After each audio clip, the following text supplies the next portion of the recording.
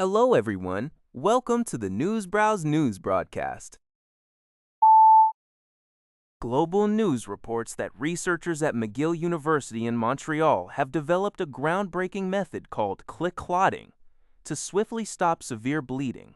This innovative approach utilizes chemical reactions to produce stronger, tougher blood clots from a person's own or donor blood, aiming to overcome the limitations of existing treatments.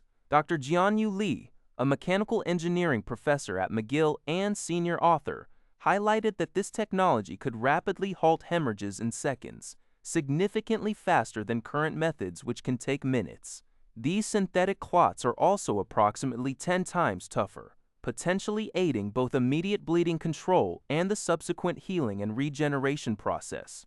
Initial testing in vitro and on rodents confirmed its effectiveness, showing minimal immune reactivity and no toxicity in major organs. While highly promising, Dr. Li acknowledges that extensive further studies, including large animal models and human clinical trials, are essential before click clotting can be widely implemented in settings like inpatient emergency care, wound management, or various surgeries. According to Global News, Canada's economy experienced a slight recovery in February, growing by 0.2% after shrinking in the final quarter of 2025. January also saw a modest increase of 0.1%. Statistics Canada projects an annualized GDP growth of 1.7% for the first quarter of 2026. The manufacturing sector, previously impacted by tariffs, was the primary driver of this growth, expanding by 1.8%, its largest monthly increase since January 2023. This was largely fueled by a 3.6% rise in durable goods manufacturing, with machine manufacturing jumping 8.7% and transportation equipment manufacturing increasing by 5.5%. Notably, the auto sector, affected by U.S. President Donald Trump's tariffs, saw motor vehicle manufacturing climb 20.4%. Other sectors showing growth include transportation and warehousing, 1.2%, and mining, quarrying, and oil and gas extraction, 0.4%. However, the public sector, education services, and the arts, entertainment, and recreation sector all experienced declines in February.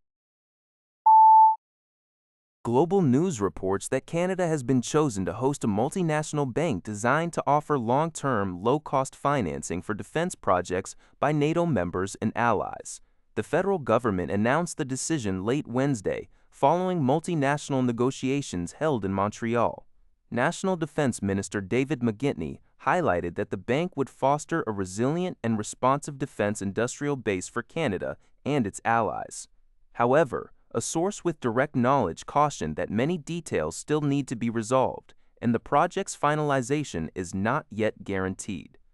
Toronto, Ottawa, Vancouver, and Montreal had all vied to host the Defense, Security, and Resilience Bank.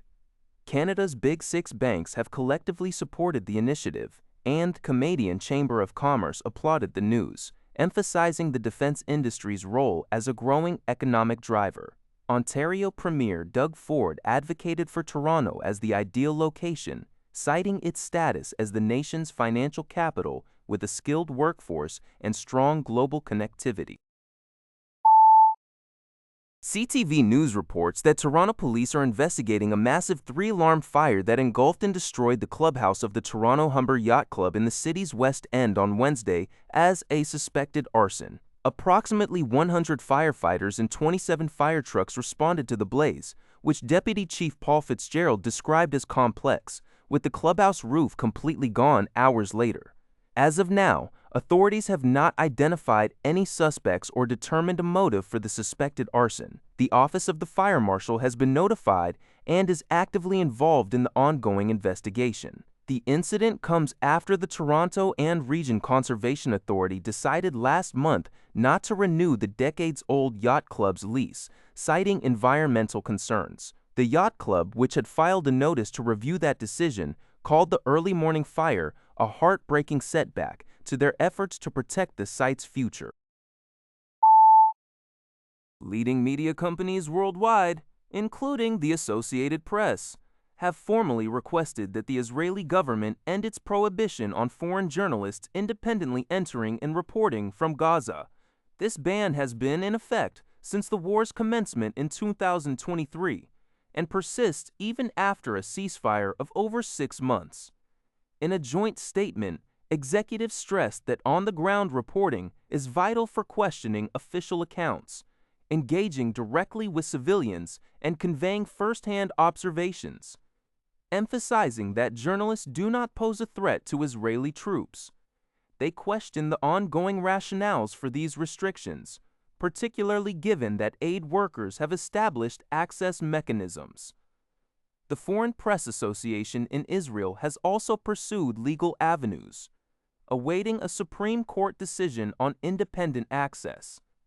The statement highlighted the immense risks and burdens shouldered by Palestinian journalists, who are largely carrying the responsibility of covering the conflict, and called for their protection. This call to action coincides with Press Freedom Week, from City News Everywhere. That's all for this video. Thank you for watching. See you in the next video.